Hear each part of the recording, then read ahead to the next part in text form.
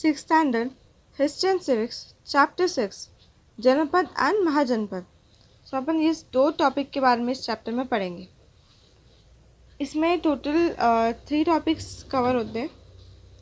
First topic है जनपद, then second है महाजनपद, देन थर्ड टॉपिक है rise of the Magadha empire.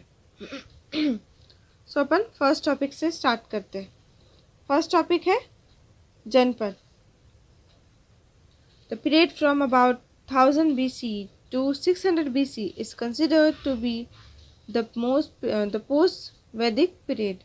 It is in this period that the Janpad came into existence. Janpad were the many small states that spread from today's Afghanistan, which is to the northwest of the Indian subcontinent, to Bengal and Odisha in the east, and to Maharashtra in the south. लगभग consider करेंगे अपन लगभग about 1000 BC to 600 BC का कालखंड period वैदिकोत्तर कालखंड माना जाता था। Post वैदिक पीरियड माना जाता था। वैदिक के बाद वाला जो पीरियड था उसको माना जाता था। तो इस कालखंड में जनपदों का उदय हुआ, मतलब वो जनपद एग्जिस्टेंस में आए। ठीक है। सो ये जनपद ही छोटे छोटे राज्य थे। जनपद मतलब ही जो स्मॉल स्टेट्स थे वो। ठीक है, स्मॉल स्टेट्स। भारतीय उपमहाद्वीप के पश्चिमोत्तर में स्थित वर्तमान अफगानिस्तान से लेकर पूर्व में बिहार, बंगाल, उड़ीसा तक के प्रदेश में तथा दक्षिण में महाराष्ट्र तक ये जनपद फैले हुए थे। ठीक है, इतने एरियाज में क्या थे, स्प्रेड थे, फैले हुए थे। द जनपद call अशमक occupied a part of today's Maharashtra. The names of these janpads can be found in Sanskrit, Pali and Ardhamagadhi literature. One can also find information about them in the writings of Greek historians. Some of the janpads were monarchies while others were republics. वर्तमान महाराष्ट्र का कुछ क्षेत्र तत्कालीन अशमक नामक जनपद से व्याप्त था। ठीक है, जनपद कॉल अशमक वर्ड ने जनपद को क्या किया, ऑक्युपाई कर लिया, ले लिया। ठीक है। फिर उसके बाद संस्कृत, पाली और अर्धमगधी साहित्य में इन जनपदों के नाम पाए जाते थे। सो यूनानी इतिहास में मतलब ही ग्रीक हिस्टोरियन मतलब ही होता है यूनानी इतिहासकारों के लेखन द्वारा भी इनके विषय में जानकारी प्राप्त होती है। उनमें से कुछ जनपदों में राजतंत्र विद्वान था। क्या विद्वान था? राजतंत्र। Some of the janapadas were monarchies. ठीक है, and while others are republic. और कुछ जनपद में गणराज्य थे, कुछ रिपब्लिक थे और कुछ मोनार्चीज थे जनपद। सम janapads had a Gana Parishad of senior citizens. Members of the Gana Parishad came together for discussion and made decisions regarding administrative issues. The place where these discussions took place was known as the Santhagar. Gautam Buddha hailed from the Shakya Republic. Every Janpad had its own coinage. So, जनपदों में अनुभवी व्यक्तियों की जन परिषद हुआ करती थी। ठीक है, जो सीनियर सिटीजन्स होते थे उनकी क्या होती थी, एक जन परिषद होती थी, गण परिषद। सो गण परिषद में पार्षद मतलब सदस्य एक दूसरे के साथ विचार विमर्श करके राज्य प्रशासन से संबंधित निर्णय लेते थे। जो भी एडमिनिस्ट्रेटिव इश्यूज से जो भी डिसीजन लेना रहता था उस क्या करते थे वो मेंबर्स, गणा परिषद के जो भी मेंबर्स है वो क्या करते थे, डिसीजन लेते थे, निर्णय लेते थे। तो इस प्रकार का विचार विमर्श जहाँ होता था उस सभागार को संधागार कहते थे। क्या कहते थे? संधागार कहते थे, जहाँ पे ये डिस्कशन होता था। गौतम बुद्ध शासकीय गणतांत्रिक राज्य से संबंधित थे। प्रत्येक जनपद के अनेक अपने अपने सिक्के थे। क्या थे? कॉइनेज। अपने अपने सभी जनपद के अपने अपने कॉइन थे, सिक्के थे। ठीक है, तो ये हो गया जनपद के बारे में। तो अभी अपन पढ़ेंगे, नेक्स्ट टॉपिक है महाजनपद। ठीक है, यहाँ पे एक चार्ट दिया है, इसमें बताया है कि जैसे यहाँ पे एक चार्ट से इसमें लिखा है कोसल जनपद, महाजनपद, वत्स महाजनपद, अवंती महाजनपद एंड मगधा महाजनपद। तो ये सब कब लोकेट हुए, कहाँ लोकेट हुए, इसके सब के बारे में यहाँ पे दिया है इस चार्ट के अंदर।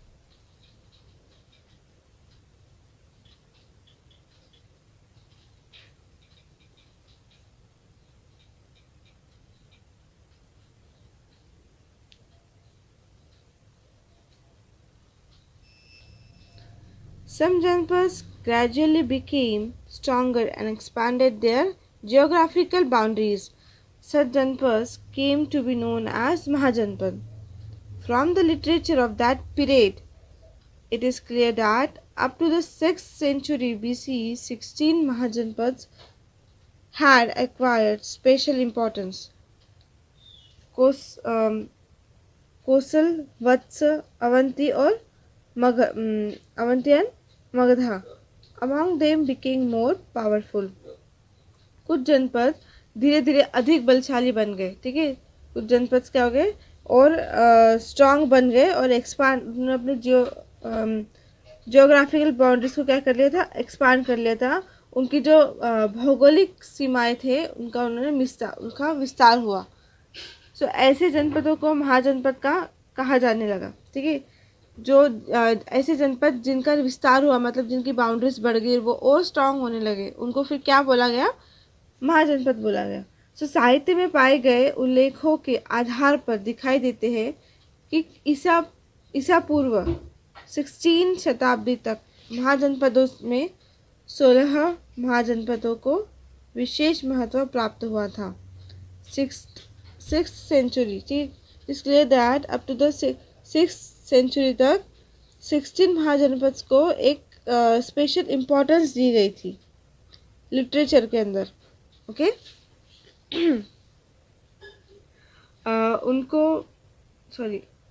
उनमें भी विशेष रूप से कौन से थे, कोसल, वत्स, अवंती और मगधा महाजनपद अधिक सामर्थ्यशाली बनते गए। सो ये जो चार थे ये और पावरफुल बनते गए। ठीक है, ये जो महाजनपद से चार ये और बाद में धीरे धीरे करके पावरफुल बनते गए। सो ये था महाजनपद के बारे में। थर्ड एंड लास्ट टॉपिक पढ़ेंगे, rise of the Magadha power empire मतलब मगधा साम्राज्य का उदय rise. Ajatashatru, the son of Bimbisara, continued with the policy of expansion of the Magadha Empire. He successfully conquered many republics of the east. The kingdom of Magadha prospered during the reign of Ajatashatru. He had become a follower of Gautam Buddha. After the Mahaparinirvana of Gautam Buddha, it was during the reign that the first Buddhist council or Sangiti was held in Rajgriha. ठीक है, बिम्बसार के बेटे अजातशत्रु, ठीक है, अजातशत्रु बिम्बसार के बेटे ने मगध का विस्तार करने की नीति अपनाई। ठीक है, मगध को और एक्सपांड करने का, मगध एम्पायर को और बढ़ाने की एक पॉलिसी अपनाई, नीति अपनाई। उसने पूर्व के अनेक गणराज्यों को जीत लिया और अजातशत्रु के कार्यकाल में मगधा संपन्न हुआ। उसने बौद्ध धर्म को स्वीकार किया, एक्सेप्ट किया। ठीक है, ही बिकेम अ फॉलोवर बन गया वो बौद्ध धर्म का, गौतम बुद्ध का। गौतम बुद्ध के महापरिनिर्वाण के बाद अजातशत्रु के शासनकाल में राजगृह नामक स्थान पर बौद्ध धर्म की प्रथम संगीति अर्थात परिषद हुई। फर्स्ट बुद्धिस्ट काउंसिल कहाँ पे हुई? राजगृह में फर्स्ट काउंसिल हुई। इसको क्या बोलते थे? संगीति। संगीति हुई राजगृह में। ठीक है, ये ऐसे जो छोटे छोटे पॉइंट्स रहते हैं उसको आपको याद रखने।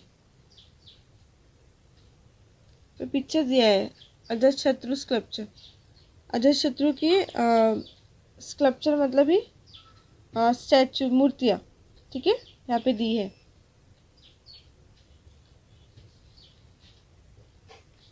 The foundation for the new capital Pataligram of Magdha was laid during Ajatashatru's period. Later, he became famous as Pataliputra. Pataliputra was probably in the vicinity of today's Patna city.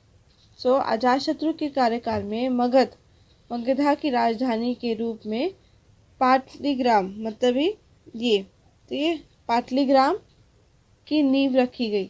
Capital, ठीक है, राजधानी, new capital बनाई, new राजधानी बनाई, वो थी पाटलीग्राम। सो ये पाटलीग्राम कालांतर में पाटलिपुत्र नाम से प्रख्यात हुआ। तो कुछ सालों बाद ये पाटलीग्राम जो नाम है वो पाटलिपुत्र में पाटलिपुत्र करके उसको नाम दिया गया। सो पाटलिपुत्र वर्तमान पटना शहर के परिसर में होना चाहिए। ठीक है। The noteworthy successor of Ajatashatru was the Magadha king Shishunag. He annexed the kingdom of Avanti, Kosal, and Vasta to Magadha. Nearly the entire region of northern India came under the control of Magadha. That was how the Magadha Empire took shape. So, Ajatashatru के पश्चात उसके बाद मगधा के कई राजा हुए। उनमें शिशुनाग विख्यात राजा था। उनमें से शिशुनाग ये था, ये कौन था? विख्यात मतलब ही स्ट्रॉन्गेस्ट एनेक्स्ड किंग। सो उनने अवंती, कोसल और वस्त राज्यों को मगधा से जोड़ा। ठीक है, ये सबसे उन्होंने क्या किया? जोड़ा। देन उत्तर भारत का लगभग मतलब ही नॉर्थर्न इंडिया का लगभग पूरा प्रदेश मगधा के नियंत्रण में आ गया। इस प्रकार मगधा साम्राज्य अस्तित्व में आया। The Nand Kings of Magadha. The Nand ruled the Magadha Empire between 364 BCE and 324 BCE. They had set up a good administrative system necessary to run the huge empire. They had a huge formidable army of infantry, cavalry, chariots, and elephants. The Nanda also introduced a system of standard weights and measures. So, 3 ईसा पूर्व 364 से 324 ये time period में मगधा साम्राज्य की गद्दी पर नंद राजा सत्तासीन थे। सो नंद राजाओं ने विशाल साम्राज्य के लिए जिस शासन व्यवस्था की आवश्यकता होती है उस शासन व्यवस्था की स्थापना की। मतलब जो जो उस चीज़ के लिए नेसेसरी था उसको क्या किया? उसका एम्पायर खड़ा किया। तो उनके पास थल सेना, अश्व सेना, रथ सेना और गज सेना। ठीक है, इन्फेंट्री मतलब होता है थल सेना, कैवलरी मतलब होता है अश्व सेना और चैरियट्स मतलब होता है रथ सेना और एलिफेंट्स मतलब होता है गज सेना, मतलब एलिफेंट्स की सेना। सो इस प्रकार चतुरंगिनी सेना थी। सो इस टाइप से इनकी क्या थी? ये सेना थी। सो उन्होंने मापतोल की प्रमाणित प्रणाली प्रारंभ की।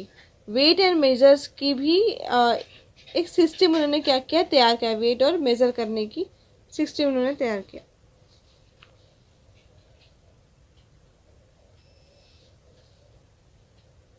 King Dhanananda was the last king of the Nanda dynasty. By this time, the Magadha Empire had extended up to the Punjab in the west. However, during Dhananand's reign, the ambitious youth Chitragupta Maurya Boon Pataliputra ended the Nanda regime and laid the foundation of the Maurya Empire. सो नंदवंश का अंतिम राजा धनाधन था. उसके time तक मगध साम्राज्य का विस्तार पश्चिम में पंजाब तक हुआ था. तो धनाधन के कार्यकाल में महत्वाकांक्षी युवक चंद्रगुप्त मौर्य ने पाटलिपुत्र को जीत लिया और नंद राजवंश का अंत करके मौर्य साम्राज्य की स्थापना की. ठीक है.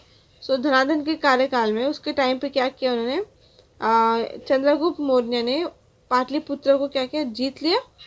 और उसके बाद नंद राजवंश का मतलब एंड हो गया. ठीक है, दी एंड हो गया नंद राजवंश का. और उसने अपने मौर्य साम्राज्य की स्थापना की. In the next chapter, we will read about the foreign invasion on the western and northwestern frontiers of India during the rise of the Maurya Empire. Also, we will read about the Maurya Empire in greater detail. Next chapter में हम मौर्य साम्राज्य के उदित कालखंड में उन विदेशी आक्रमणों की जानकारी प्राप्त करेंगे और भारत के पश्चिम और पश्चिमोत्तर क्षेत्रों पर हुए थे, मतलब जो भी उन पे क्या हुए थे, हमले हुए थे, वो सब के बारे में भी अपन पढ़ेंगे. और साथ ही मौर्य साम्राज्य की विस्तृत जानकारी प्राप्त करेंगे इन डिटेल. मौर्य एम्पायर की डिटेल में उनकी इंफॉर्मेशन लेंगे. सो इस चैप्टर में तो इतना ही था. और इस वीडियो के नीचे आपको एक लिंक मिलेगी, वहाँ पे जाके आप इसके जितने भी एक्सरसाइज के क्वेश्चन है वो आप डाउनलोड कर सकते हैं.